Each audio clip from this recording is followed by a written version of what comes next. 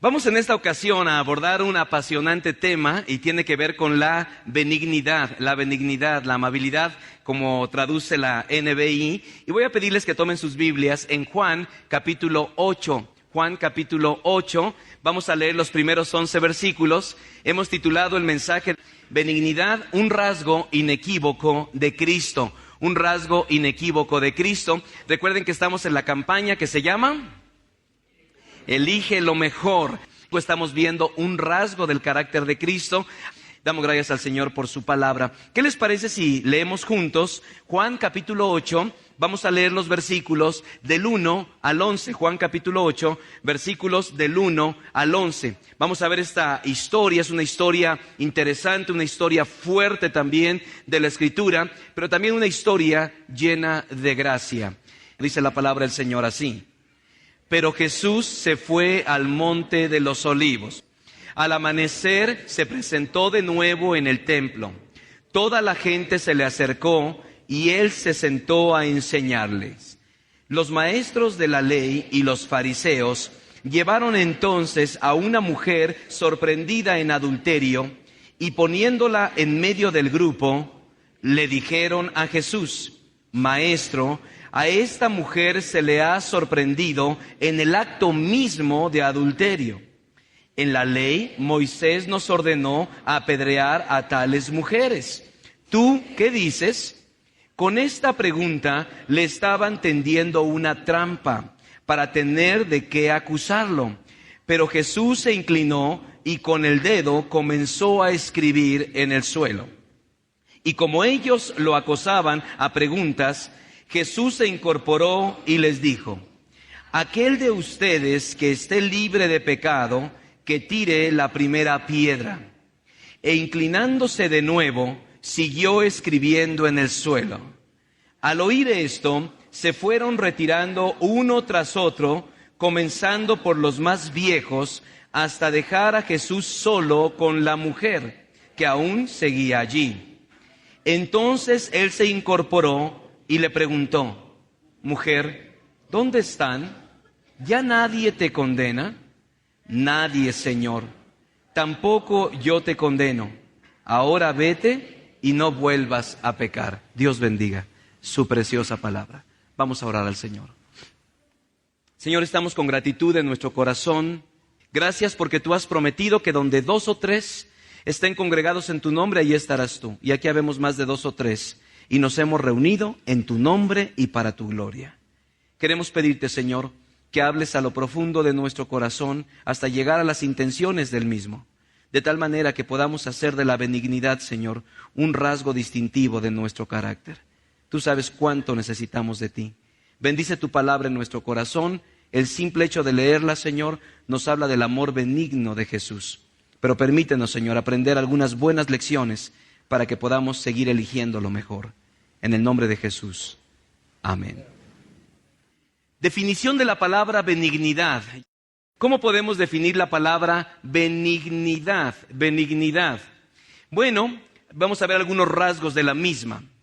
Número 1, abstenerse de infligir un castigo a un adversario o al que rompe la ley. Y vale la pena subrayar esa parte, al que rompe la ley. Abstenerse de infligir un castigo a un adversario o al que rompe la ley.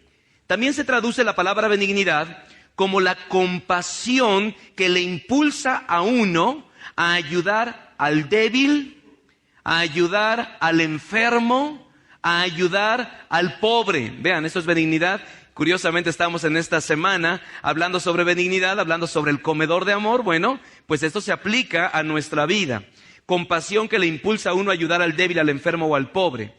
También es una virtud cardinal del creyente verdadero y una faceta del Espíritu Santo, una virtud cardinal del creyente verdadero y una faceta del Espíritu Santo que está obviamente en Gálatas capítulo 5, versos 22 y 23. También la palabra benignidad es, de todas las utilizadas para describir el amor del Señor por su pueblo, la más emotiva, lo cual merece ciertamente la traducción compasión. compasión. Entonces, si estamos viendo la palabra benignidad y decir, dilo de otra manera, bueno, alguien que es compasivo con el que lo necesita.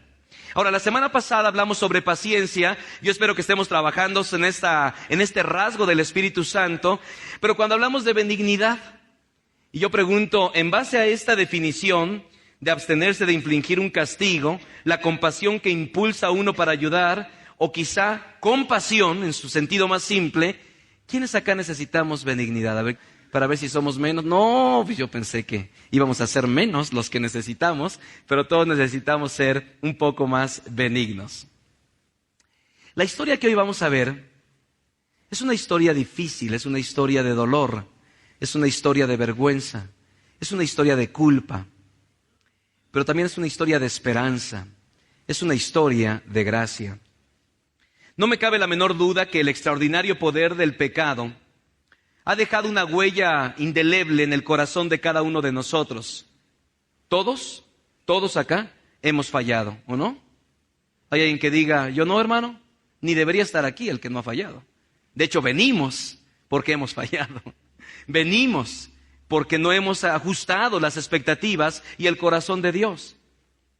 No necesitamos ser muy estudiosos en la materia para darnos cuenta cuán terrible y espantoso es el poder del pecado. Muchos lo llevamos en la misma carne, muchos en las relaciones, mucho en nuestra familia. Yo no sé, en el día del juicio me interesaría mucho observar a Adán, especialmente el día del juicio, observar a Adán y pensar que a través de su decisión nos llevó entre las patas, como decimos coloquialmente, a toda la raza humana por esta decisión. Simplemente desobedeció a Dios. ¿Y qué fue la consecuencia de esta desobediencia? Bueno, muerte, enfermedades terribles que hoy en día vemos, desintegración familiar, hambre, dolor, miseria, corrupción. Todo eso, la decisión de un hombre. Y alguien puede decir, bueno, entonces yo soy libre de pecado, ¿verdad? En ninguna manera. Porque no podemos nosotros quitarnos de toda la culpa, porque también a pesar de que estamos pagando muchas de esas consecuencias, nosotros también hemos fallado.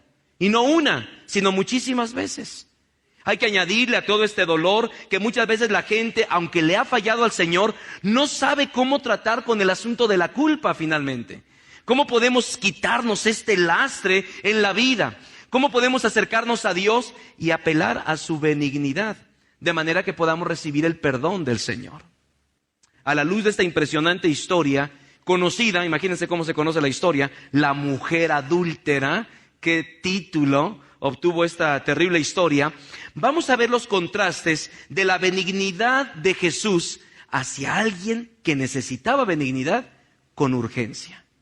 Tengo por lo menos tres apreciaciones que me gustaría que hiciéramos juntos, nuestras. En primer lugar, debo evitar los peligros del legalismo y la falta de benignidad. Primer cosa que quiero dejar en el corazón. Debo evitar los peligros del legalismo y la falta de benignidad. Y vamos a ver algunos de estos textos bíblicos. Vamos a ir los versículos 3 al versículo 6 para leer un poco acerca de esta recomendación, de este mandamiento del Señor.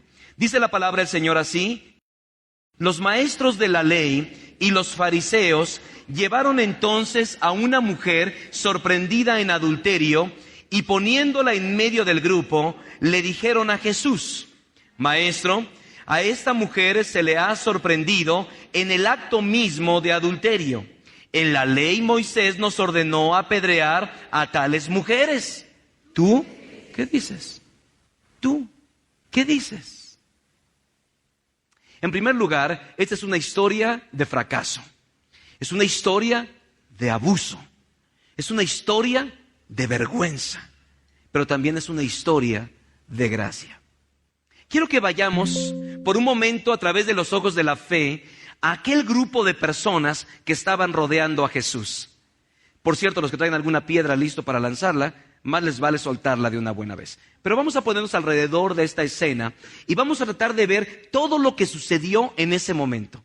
Es un momento de muchísima vergüenza, un momento de mucho dolor, un momento de mucho escarnio, pero también un momento de mucho legalismo. Benignidad no va a aparecer, por lo menos en esta primera escena, en ninguna de sus facetas.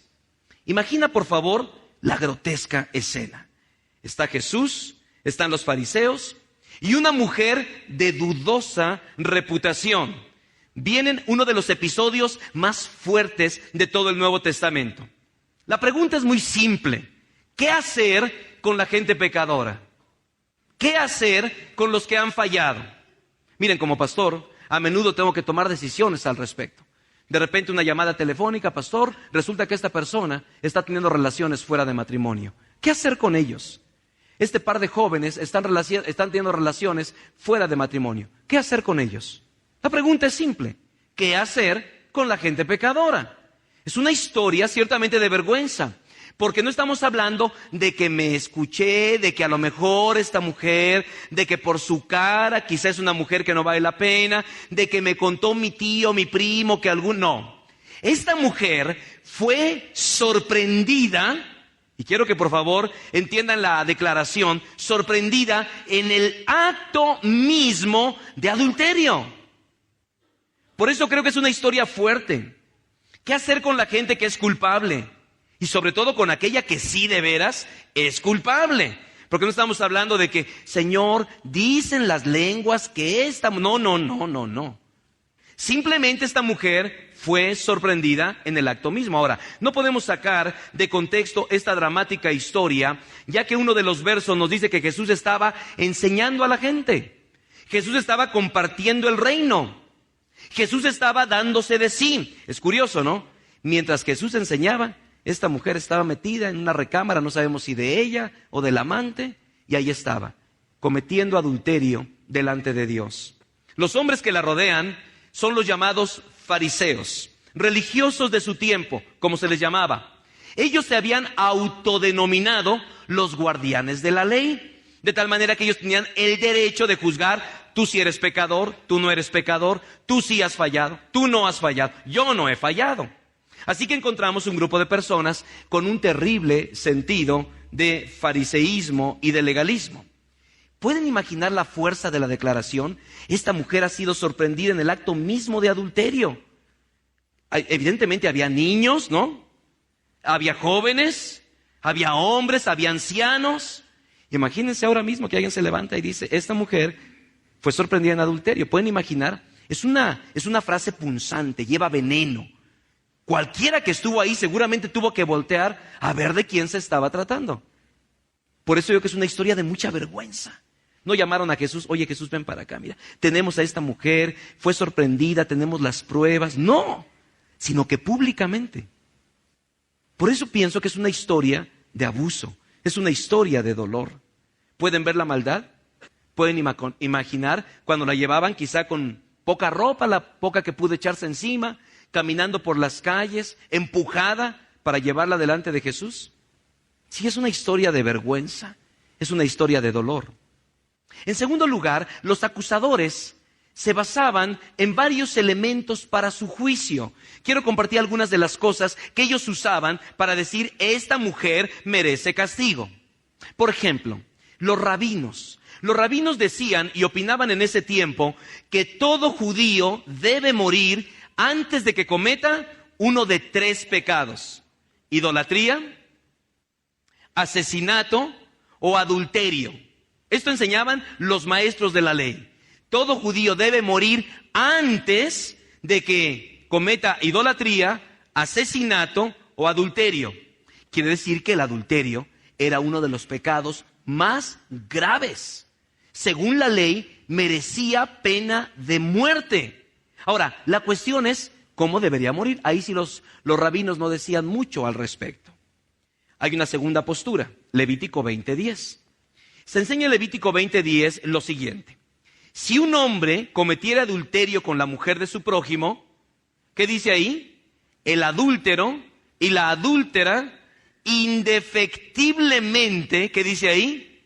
Serán muertos. Estamos hablando de Levítico capítulo 20, verso 10. Si un hombre comete adulterio con la mujer de su prójimo, el adúltero y la adúltera indefectiblemente serán muertos. Ahora, Levítico tampoco dice cómo debían morir, pero de que debían morir, deberían hacerlo. En Deuteronomio 22, ahora, esto lo sabían los estudiosos de la ley en ese tiempo. En Deuteronomio 22, versículos 23 y 24, si en una ciudad se encuentra casualmente un hombre con una joven virgen, ya comprometida para casarse, y se acuesta con ella, ¿qué dice ahí? Llevarán a ambos a la puerta de la ciudad y los apedrearán hasta matarlos. Si en una ciudad se encuentra casualmente un hombre con una joven virgen ya comprometida para casarse, se acuesta con ella, llevarán a ambos a la puerta de la ciudad y los apedrearán hasta matarlos. Estamos hablando en el caso de una mujer que ya sea desposada. Era el caso de María, por ejemplo. María estaba desposada, pero no había tenido relaciones todavía con José. En tal situación hay que sacar a la mujer, hay que sacar al hombre fuera de la ciudad, el hombre que la sedujo, y los dos van a morir apedreados. Un punto más. El Mishnah.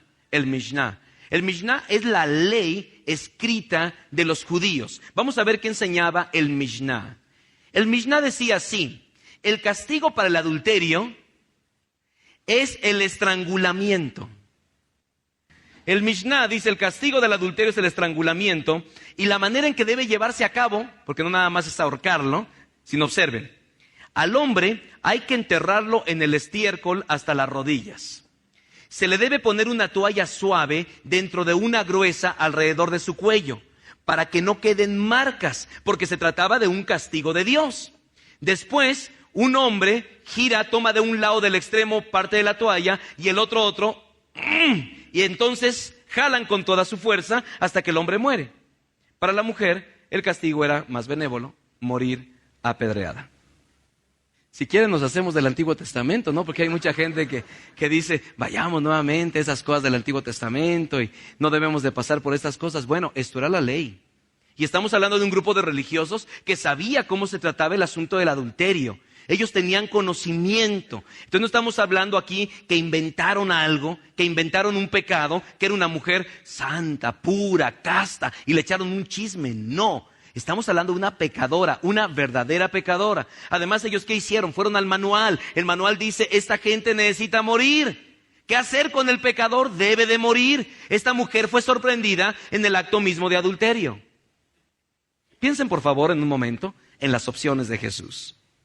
¿Qué hacer con la gente pecadora? Opción número 1. La opción número 1 podría ser condescender con el deseo de los líderes religiosos, ¿no? O sea, simplemente, bueno, pues háganlo, ¿no? Que muera por pecadora. ¿Qué problema hay? Jesús pudo haber dicho, ¿qué dice la ley? Que muera a pedradas. Bueno, pues aquí está mi piedra y utilícenla. Y que muera indefectiblemente. Sin embargo, su fama que había ganado en ese entonces, jamás lo pudieron haber llamado amigo de los pecadores, porque la Biblia dice que así era llamado Jesús.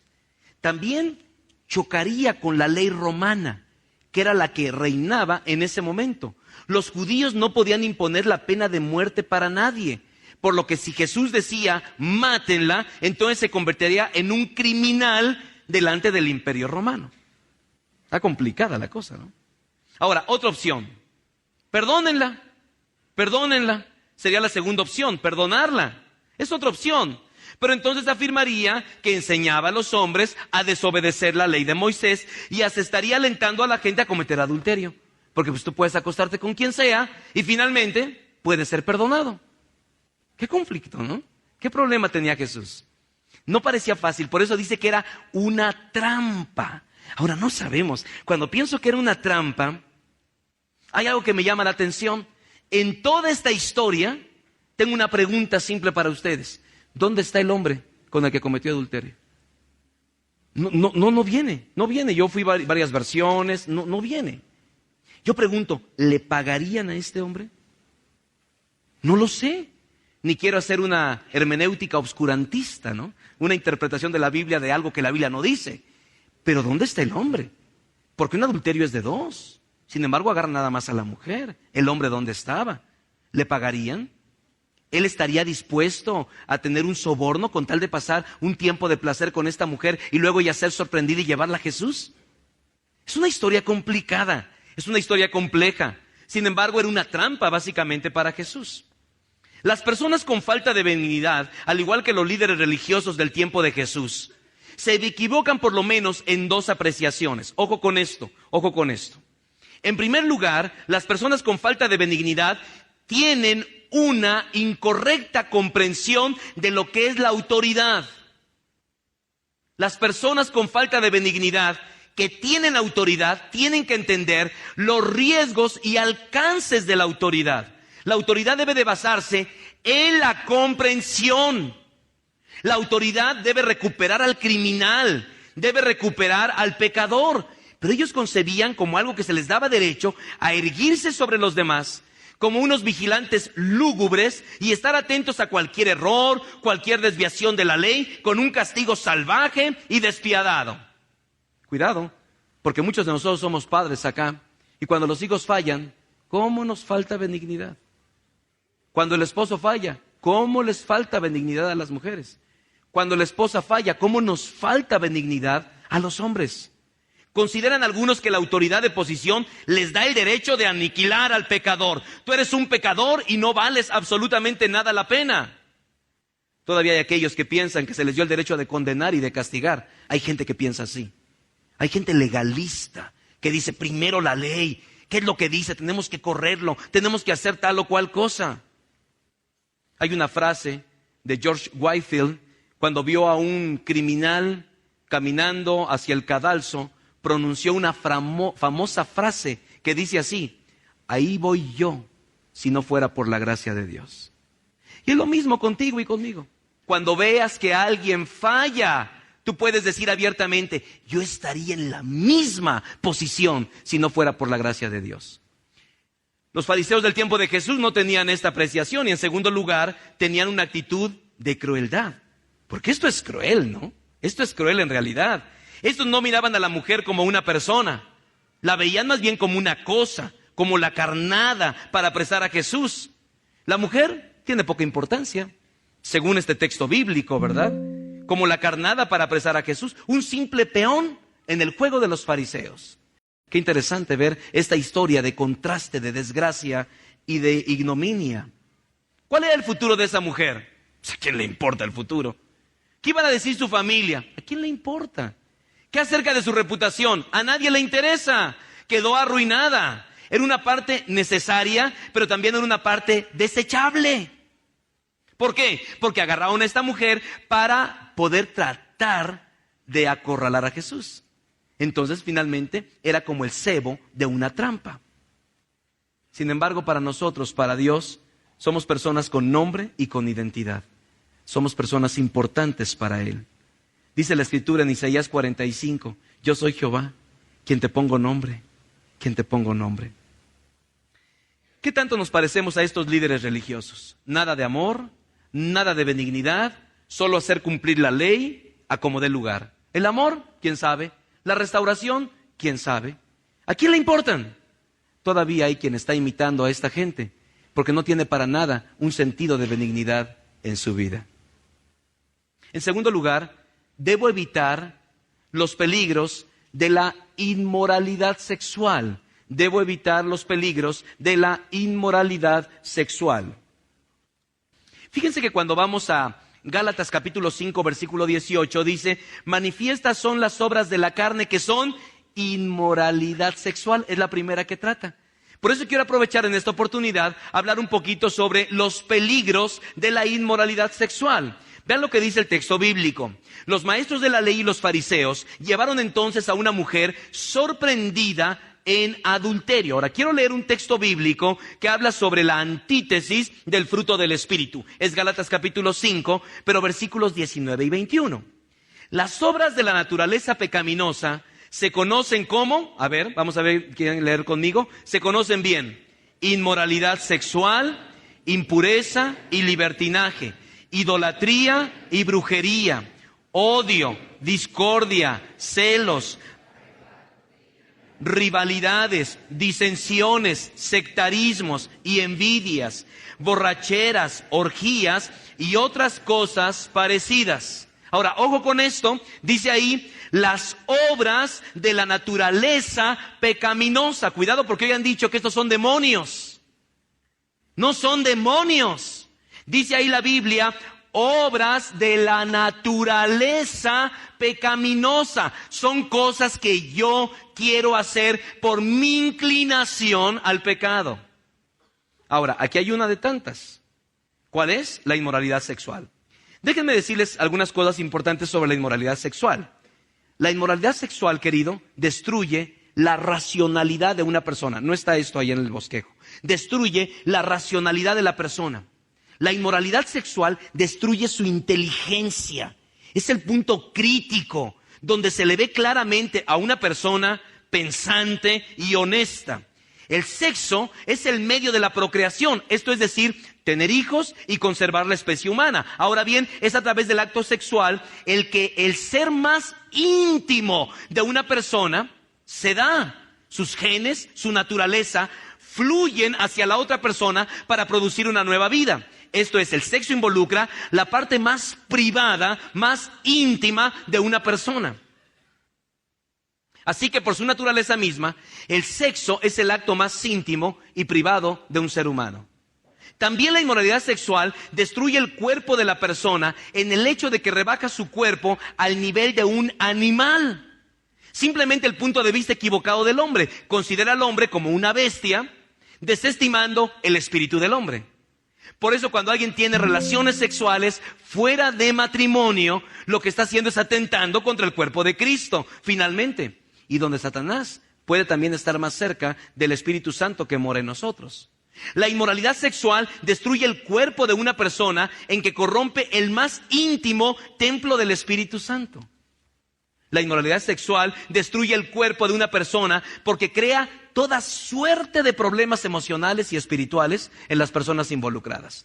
Tener sexo fuera de matrimonio crea sentimientos de culpa, pensamientos negativos en la persona, lo reconozca o no. Después de un acto ilícito, cuando la persona ya está a solas con sus pensamientos, piensa en su vida y tiene la sensación de carencia y necesidad.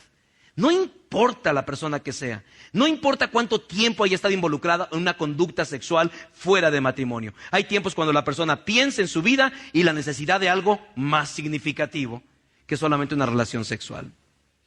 La mujer tuvo que experimentar la culpa y el dolor en toda su fuerza y dolor por 3 causas básicas. Rápidamente vamos a verla.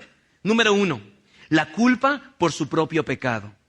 Estamos hablando de una persona que no es inocente, alguien que estaba como una miserable de sus propios instintos y concupiscencias. Porque eso hace el pecado, le arrebata a los hombres todos estos valores eternos para llevarlos a precipicios de dolor y de soledad. Yo pregunto, ¿cuándo te has fallado? ¿Cómo te sientes cuando le has fallado al Señor? Como alguien lo expresó, el hombre se mide a sí mismo estableciendo la medida con su prójimo. Es decir, cuando queremos medir nuestro carácter, ¿sí? ¿Qué tan buenos somos? Siempre encontramos una persona peor que nosotros.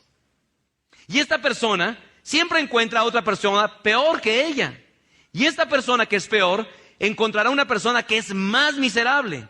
Y resulta que entonces el modelo a medirse es la persona más corrupta y vil que ha vivido en el planeta. Quizá tú digas, yo no soy tan malo. Yo sí engaño a mi esposa, pero por lo menos ella se entera, ¿no?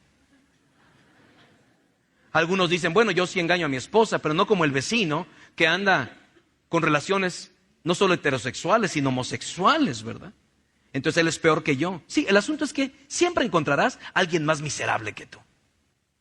Por eso aquí estamos midiéndonos a la luz del Espíritu Santo. Y esta mujer había fallado irremisiblemente. En segundo lugar, la culpa de la exhibición pública. Y es bastante pesada la carga de una vida que se sabe alejada de Dios. Pero cuando el alma es descubierta, cuánta miseria, cuánto dolor puede caber en el corazón. ¿A poco te gusta que los demás se enteren el tipo de vida que tienes en realidad? ¿Verdad que no? Pues esta mujer fue público. Todo el mundo se enteró, por lo menos en esa ocasión, lo que acababa de hacer. En tercer lugar, la culpa por la presencia del Dios hecho carne.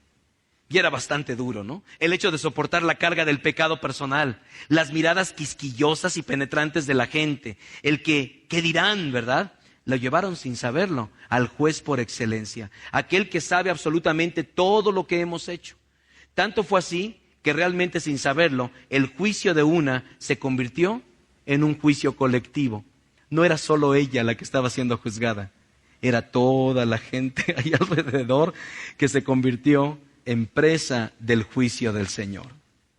La inmoralidad sexual no es un demonio, es una obra de la carne, obra de la que debemos de huir a como dé lugar.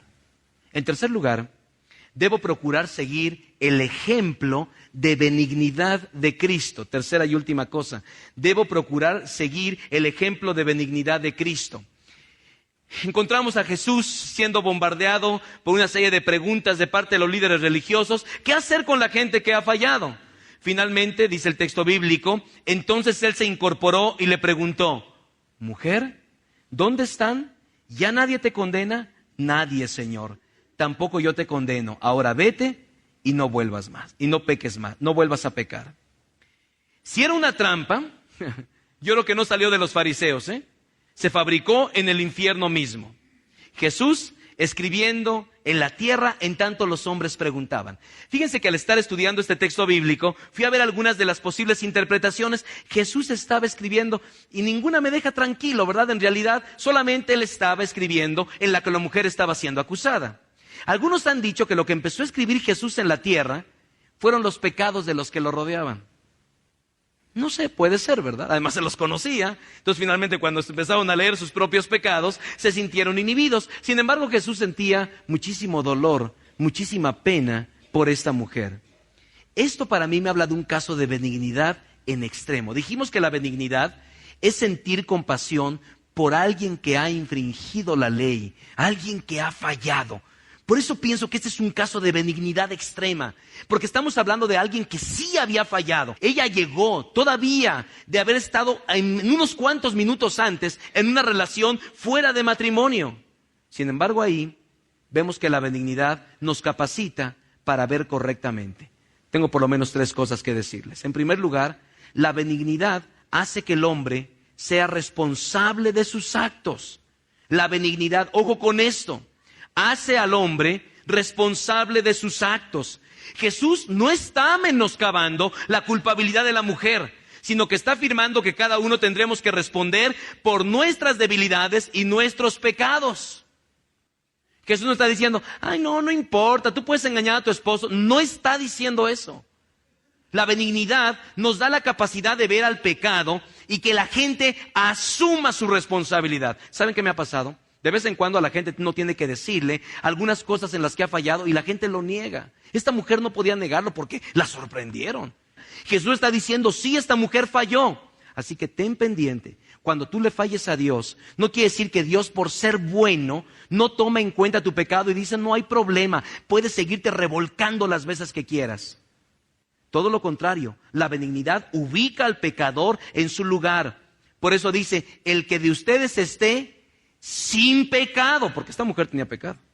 Jesús no está diciendo, esta mujer no ha pecado. Él dice, el que usted esté sin pecado. Fíjense que la palabra sin pecado es una palabra muy interesante en el idioma griego. Anarmartetos dice, que incluye la idea de sin un deseo pecaminoso. Es la idea, sin un deseo pecaminoso. Jesús les dijo, quien no haya pensado algún día hacer lo mismo que ella hizo, que aviente la primera piedra. Porque a lo mejor algunos estaban ahí que nunca habían cometido adulterio. Digo, aquí habemos por la gracia del Señor gente que nunca ha cometido adulterio. Pero Jesús no está diciendo eso, porque yo puedo agarrar la piedra y decir, sí, contra ella. Jesús está diciendo, quien ni siquiera haya pensado la posibilidad de hacerlo. Entonces tú y yo tenemos que soltar las piedras inmediatamente. Además, la benignidad siempre se antepone al juicio. Debemos ofrecer a los demás la misma piedad compasiva que quisiéramos que nos ofrecieran a nosotros si nos encontramos en una situación así. Así de simple. La benignidad es eso, tratar a la persona como quisiera yo ser tratado cuando he fallado. Y finalmente, la benignidad ofrece hermosas resoluciones para el pecador. En primer lugar, le da una segunda oportunidad. ¿Qué le dijo Jesús a la mujer? Sé que has hecho cosas muy malas, pero la vida todavía no se acaba. Te doy la oportunidad de redimirte, Jesús siempre manifiesta un interés intenso, no solo en lo que la gente ha sido, sino en lo que puede ser. ¿No te ayuda eso a ti? No solamente las cosas que has hecho, sino lo que puedes llegar a ser a través de Cristo Jesús. Le imparte piedad, le imparte bendición. Esto Él le da una segunda oportunidad. Además le imparte piedad. Los líderes religiosos querían condenar, pero Jesús quería perdonar. ¿Cómo queremos, verdad? Que los demás paguen lo que han equivocado. Eso es falta de benignidad. Ahora piensa ahora mismo que alguien que te haya fallado irremisiblemente y que tú dices que pague el juicio de Dios sobre él. Falta de benignidad. Falta de benignidad. Porque tú estarías en la misma condición si no fuera por la gracia de Dios. Y en tercer lugar, le lanza un desafío al pecador redimido. Le lanza un desafío.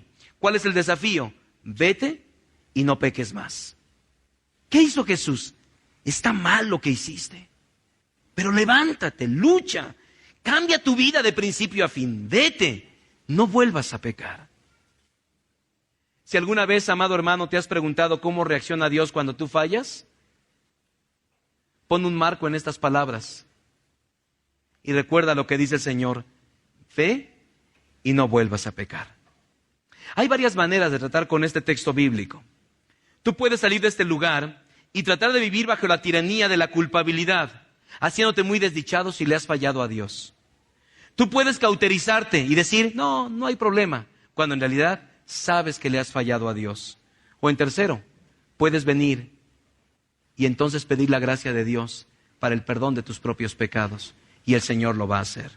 Tengo un desafío para cada uno de nosotros. ¿Qué les parece si lo leen conmigo? Dice, reconozco que necesito benignidad en todas mis relaciones humanas. Y este día me comprometo con Dios para dejar que su Espíritu plasme este rasgo de carácter en mi vida. Lo haré en el nombre de Jesús. Inclina tu rostro para orar. Señor, gracias. Gracias por esta historia, Señor, que en un sentido es nuestra propia historia. Porque si no a través del adulterio, sí a través de un montón de cosas te hemos fallado acá. Pero ahora vemos que eres un Dios benigno, un Dios lleno de compasión por cada uno de nosotros. No estás diciendo, ustedes son inocentes, simplemente estás asumiendo nuestra responsabilidad, Señor, al llevar a Cristo a morir a la cruz para que nuestros pecados fueran perdonados. Señor, enséñanos este rasgo precioso de Jesús para que se pueda convertir en un rasgo nuestro. Y cuando alguien haya fallado, mostrar gracia en la misma medida que tú has mostrado gracia con nosotros, Señor. Ayúdanos a ser más benignos. Yo te lo pido para mí, Señor, y te lo pido para cada uno de los miembros y congregantes de esta iglesia.